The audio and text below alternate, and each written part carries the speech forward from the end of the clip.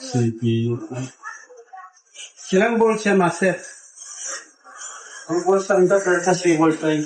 Ha? 2 volts lang ito, pero sa 3 volts line. So may shared sa 3 volts. Oo, dito sa ano, ipapuntang ano na yun. Dito kasi, dito yung ano, sa 3 volts line yun. Kaya wala akong ano. Baba ko ng ano, 1.5.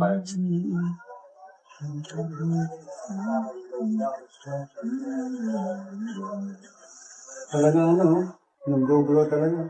Yan yung niya, CPU niya. CPU, pag wala. So shorted ang CPU. Oh, may ano siya, naliba sa banda rito. Ang dot-dot ko, diba? Ano, 1.5 volts ko nga. Unti-unti nga na. Dumidiretso na yung kanya. Kasi yung power IC naman, CPU naman, hindi pa iniinit hanggat walang supply. Dito, kasi pinutol ko yung jumper, doon lang may short yung sa kabilang side. Yung dito wala na. Yung kabila sa mga MOSFET sa capacitor, wala.